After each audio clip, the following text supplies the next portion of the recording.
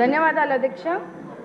శాసనసభలో మొట్టమొదటిసారిగా మాట్లాడే అవకాశం కల్పించినటువంటి పూజ్యులు తండ్రి సమానులైన ముఖ్యమంత్రి వర్యులు శ్రీ నారా చంద్రబాబు నాయుడు గారికి, లోకేష్ అన్న గారికి, అలాగే మా సింగనమల నియోజకవర్గ ప్రజలందరికీ కూడా ధన్యవాదాలు, నమస్కారాలు అధ్యక్ష. కూటమి ప్రభుత్వం ఏర్పడినప్పటి నుంచి రాష్ట్ర ప్రజలందరూ సంతోషంగా ఉన్నారు అధ్యక్ష. ఎందుకంటే ఎన్నడూ లేని విధంగా 2.94 లక్షల కోట్ల బడ్జెట్ను అన్ని వర్గాల ప్రజలకు కేటాయించడం పట్ల ప్రజలందరూ హర్షం వ్యక్తం చేస్తున్నారు. మన ముఖ్యమంత్రి వర్యులు నారా చంద్రబాబు నాయుడు గారు అంటే ఆంధ్ర రాష్ట్ర ప్రజలకు ఒక నమ్మకము, ఒక ధైర్యం అధ్యక్ష. ఆయన ప్రతి ఇంటికి ఒక పెద్ద కొడుకుగా రాష్ట్ర ప్రజలను ఆదుకుంటున్నారు అధ్యక్ష. అలాగే రాష్ట్ర ప్రజల కోసం పాదయాత్ర చేసి యువత భవిష్యత్తు కోసం అహర్నిశలు కష్టపడుతున్న లోకేష్ అన్న గారు మా లాంటి యువతకు ఆదర్శంగా నిలుస్తున్నారు అధ్యక్ష. అంబేద్కర్ గారి రాజ్యాంగాన్ని మరియు వారి ఆశల అనుగుణంగా బడుగు బలహీన వర్గాలకు అభివృద్ధి బాటలు వేసేది మన కూటమి ప్రభుత్వం అని చెప్పడానికి ఎంతో సంతోషిస్తున్నాను అధ్యక్ష. బడ్జెట్ కేటాయింపులో ఎస్సీ, ఎస్టీ, బీసీ, మైనారిటీ మరీ ముఖ్యంగా మహిళలకు పెద్దపీఠం వేస్తూ సంక్షేమానికి బడ్జెట్ కేటాయించడంలో బడుగు బలహీన వర్గాలు ప్రజలు కూటమి ప్రభుత్వాన్ని పై ఎంత చిత్తశుద్ధి ఉందో తెలుస్తోంది అధ్యక్ష. విద్యారంగాన్ని బలోపేతం చేయడం ద్వారా భావితరాల బంగారు భవిష్యత్తుకు బాటలు వేయచ్చనే ఉద్దేశంతో పాఠశాల విద్యకు అలాగే ఉన్నత విద్యకు కూడా బడ్జెట్ కేటాయించడం పట్ల రాష్ట్ర విద్యార్థుల తరఫున ఆర్థిక మంత్రి వర్యులు పయాల్ కేశవ్ గారికి మరియు విద్యాశాఖ మంత్రి వర్యులు లోకేష్ గారికి ధన్యవాదాలు తెలియజేస్తున్నాను అధ్యక్ష. వైసీపీ హయాంలో 3,500 కోట్లు ఫీజు రియంబర్స్మెంట్లు బకాయిలు పెట్టి పేద విద్యార్థులను వేధింపులకు గురి చేశారు అధ్యక్ష. ఇప్పుడు ఆ బకాయిలు కూడా మన మంచి ప్రభుత్వం చెల్లించబోతోంది. దీని ద్వారా ఎంతోమంది పేద విద్యార్థులకు మంచి జరుగుతుంది అధ్యక్ష. అనంతపురం జిల్లా మా సింగనమల నియోజకవర్గంలో ప్రజలు ఎక్కువ శాతం వ్యవసాయం మీద ఆధారపడతారు అధ్యక్ష. దశాబ్దాల కాలం నుంచి నియోజకవర్గంలో త్రాగునీరు, సాగునీరు సమస్య ఎక్కువగా ఉంది అధ్యక్ష. ముఖ్యంగా గండికోట నుంచి పుట్లూరు వయా సుబ్రాయన్ సాగర్ ఎత్తిపోతల పథకం ద్వారా గండికోట నుంచి సుబ్రాయన్ సాగర్ వరకు డిపిఆర్ తయారుగా ఉంది అధ్యక్ష. అది ప్రస్తుతం ఆర్థిక శాఖ క్లియరెన్స్లో ఉన్నది. ఈ పథకం వలన దాదాపు 35,000 ఎకరాలకు సాగు చేసుకునే అవకాశం ఉంటుంది అధ్యక్ష. మా సింగనమల నియోజకవర్గంలో పుట్లూరు, ఎల్లనూరు మండలంలో గ్రామాలకు తాగునీరు సమస్య తీరుతుంది అధ్యక్ష. అలాగే అనేక వాటర్ స్కీమ్స్ ఉన్నప్పటికీ కూడా మా నియోజకవర్గంలో కనీసం తాగడానికి కూడా నీళ్లు లేని పరిస్థితిని ప్రజలు ఇబ్బంది పడుతున్నారు అధ్యక్ష. తగు మౌలిక సదుపాయాల కోసం అదనపు బడ్జెట్ని కేటాయించవలసిందిగా కోరుతూ, అదేవిధంగా మా నియోజకవర్గంలో సింగనమల మండలం రాచేపల్లి పంచాయతీలో లిడ్ క్యాప్కి సంబంధించినటువంటి లెదర్ ఫ్యాక్టరీ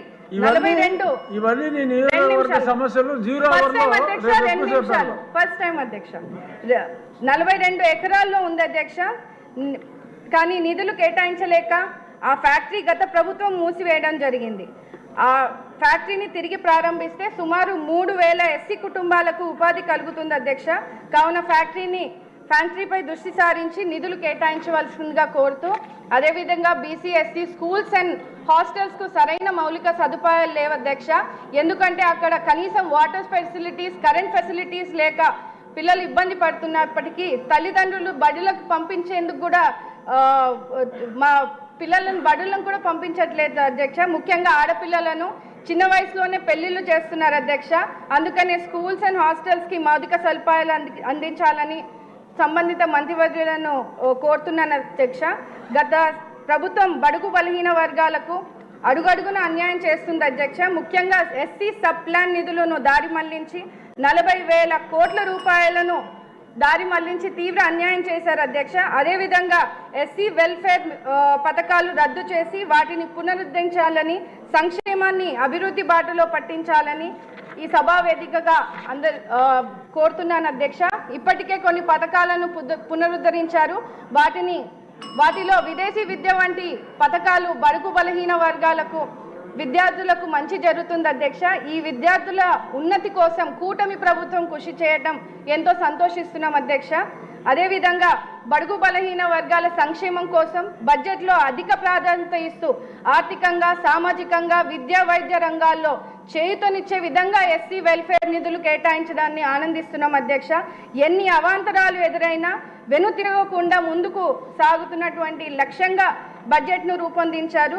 మా పరిస్థితులను అర్థం చేసుకొని మా జిల్లా మంత్రి వర్యులు పయ్యావుల కేశవ్ గారు మా వెనుకబడిన నియోజకవర్గంపై కొంచెం దృష్టి సారించి అదనపు నిధులు కేటాయించవలసిందిగా కోరుతూ ఆంధ్రప్రదేశ్ను పునర్నిర్మించి మళ్లీ ఇండియాలోనే నెంబర్ 1 రాష్ట్రంగా నిలిపే లక్ష్యంలో కృషి చేస్తున్నటువంటి మన ముఖ్యమంత్రి వర్యులు నారా చంద్రబాబు నాయుడు గారికి, డిప్యూటీ సీఎం పవన్ కళ్యాణ్ గారికి, ప్రధానమంత్రి నరేంద్ర మోడీ గారికి మనస్ఫూర్తిగా కృతజ్ఞతలు తెలియజేస్తున్నాను.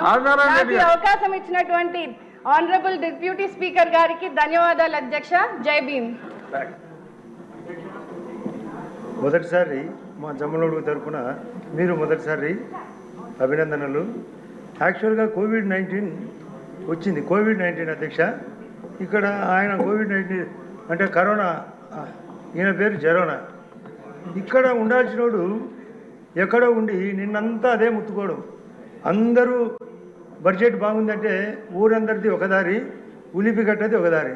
తను పోతూ రాజపీనిగా అందరినీ తోడుకొని పోయినాడు 10 మందిని. వాళ్ళనన్నా పంపాలి కదా ఇక్కడికి. మీకు బాగా స్నేహితం కదా, నాకు కూడా బాగా స్నేహితుడే.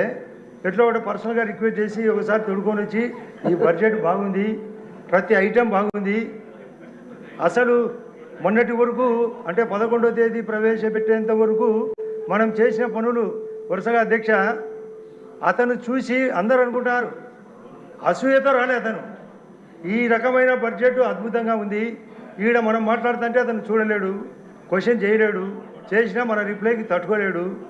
ఇంత అద్భుతమైన బడ్జెట్ను పట్టించుకోకుండా బయట ముత్తుకుంటే ఏమొస్తుంది అధ్యక్ష?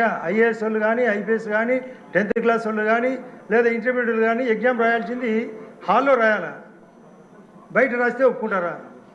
బడ్జెట్ను బయట మాట్లాడితే ఒప్పుకుంటారా? మీరు మీకు కూడా మంచి ఆలోచన ఉంది. ఫస్ట్ డే ఆయన చేయి పట్టుకొని చెప్పినారు రోజు రారా అని, వచ్చినాడా? గవర్నర్ మాట్లాడుతుంటే ఆ రోజు ప్రసంగంలో పేపర్లు ఇసిరి కొట్టారు. Land titling act Chandrababu Naidu గారు బయట సభలో సించి పారేసినాడు. మేము ఇక్కడ సించి పారేస్తామంటే రాడు. ఎప్పుడు వచ్చేదో చెప్పాలా? ఈ బడ్జెట్ సూపర్గా ఉంది, ప్రతి ఐటెం అద్భుతంగా ఉంది. ఏదైనా మిస్టేక్స్ ఉంటే చెప్పండి, సవరణ చేసుకుంటారు. నీ ఆలోచన చెప్పాలా? అసలు మనం కూడా ఒక విషయం అధ్యక్ష, అందరూ లిక్కర్ షాపులు ఇప్పుడు విష్ణుకుమార్ రాజు గారు ఇప్పుడే చెప్తున్నాడు నేను ఐటెం మిస్ చేసినా అని. 20% 2020 అని గతం, 20% మేము మార్జిన్ ఇస్తామన్నారు. ఇప్పుడు 10% మార్జిన్. ఇప్పుడు లోకేష్ గారు ఉన్నారు, ఆ మార్జిన్ మీరు 20% చేస్తే తప్ప చాలామంది అందరికీ తెలిసింది నష్టపోయినారని. ఫ్యాక్ట్, రియల్ ఫ్యాక్ట్ అర్థమైపోయింది. ఆయన చెప్పేశారుగా, చెప్పలే, అది మిస్ అయింది ఐటమ్. ఇప్పుడు పక్కన మాకు మన వైజాగ్ వెలగపూడి కూడా చెప్తున్నాడు నేను కూడా మిస్ చేసినా నాకు అవకాశం ఇవ్వలేదని. బడ్జెట్లో ప్రతి ఐటము పొందుపరిచినది అమలు చేయాలా? నేను మొన్న కూడా విప్పుగా అయినందుకు మొన్న లోకేష్ బాబు సమక్షంలో పయ్యావుల కేశవ్ గారిని కూడా అడిగిన, బడ్జెట్ 100% మనం రెక్టిఫికేషన్ ఉంటుందని, రెక్టిఫికేషన్ కావాలని, ప్రతి ఐటమ్ కావాలని. ఎక్కువసేపు మాట్లాడితే మాకు టైం ఇవ్వడం లే. కేవలం బుల్లెట్ పాయింట్స్ ఏమంటే మన బడ్జెట్ అన్ని రంగాల్లో అద్భుతంగా ఉంది.